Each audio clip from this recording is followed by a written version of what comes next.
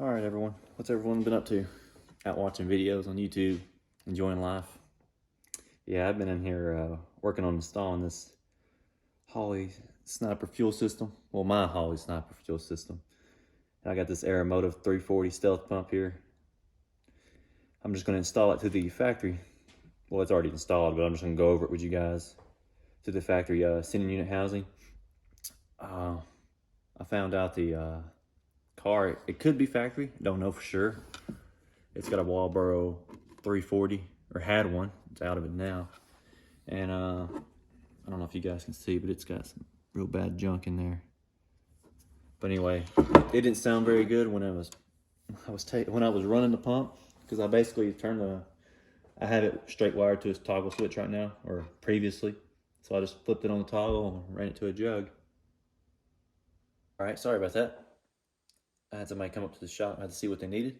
Anyway, I'm gonna get back to this 340 stealth here.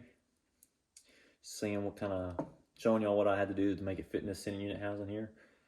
I didn't have to do too much. I mean, all things considered, everything you put on a vehicle has to be modified. Stock parts or aftermarket. Well, anyway, they're real concerned about this vapor purge port.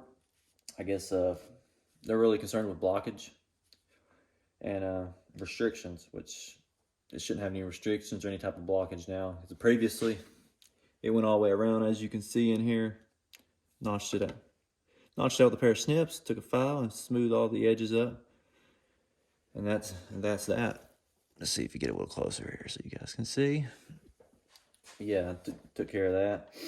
And this S-hose here, I don't know if it's stock. Could have came with that Walboro pump.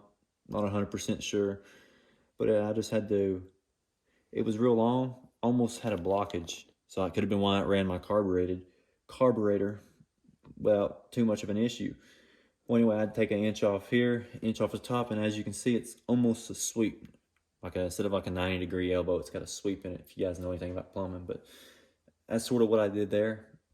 And for future reference, well, not future reference, a long time ago I did an LS swap. These clamps here, I didn't get them good and tight, and they came loose inside the tank. Car quit running. Just a heads up when you do these, just double check these, make sure they're tight.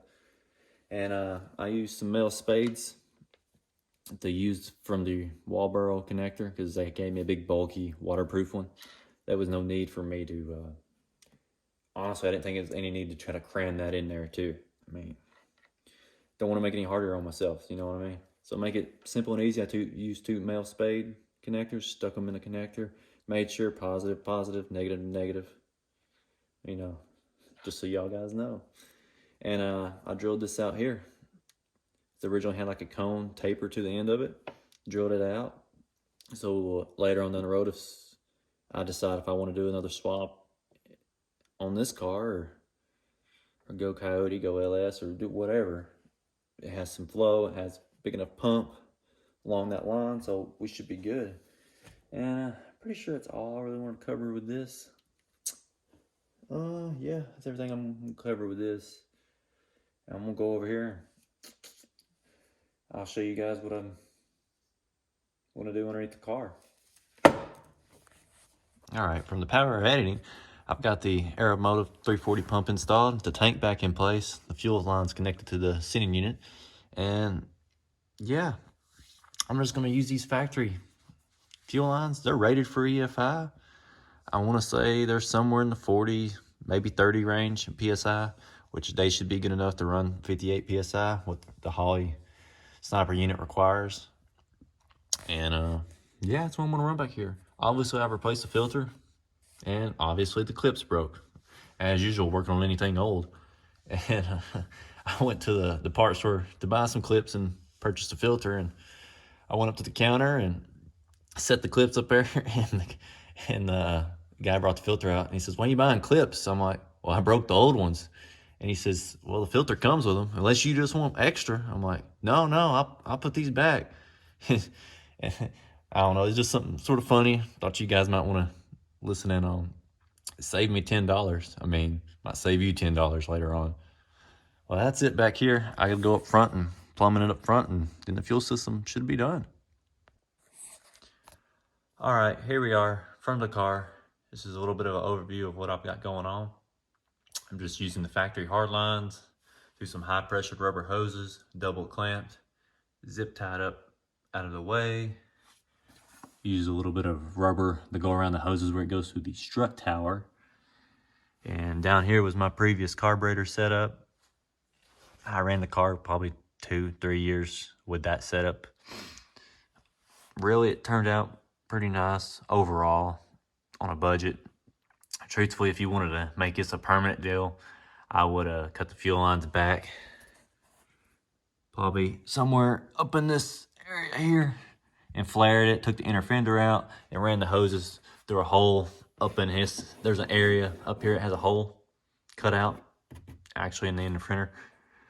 So I would have done that, but I'm not big on cutting my car up. I'll make it look a little crazy, but it'll work out pretty good, I believe. And let me get up top here. See, there's that hole I was telling you guys about. If I was, it's not important. Anyway, here we are back to the fuel line. See, as it comes out of the strut tire with a little rubber, I used my AC accumulator finally, but just to hold my fuel lines in place with the zip tie. Ran around the firewall to the AM fittings. Really wish I would have had some straight fittings, but it is what it is. I'll probably order some later on. But this should start the car. And yeah, you really don't want your fuel lines up against your heater hoses. That is just a temporary solution, zip tying in place. But with me, it'll probably be permanent. But yeah, now all I got to do is wire up the Sniper, and then this car should be able to start with the fuel pump that's in it. My only concern is if the filter is going to hold back the PSI, but we'll cross that bridge when we get there. I'm pretty sure it should start.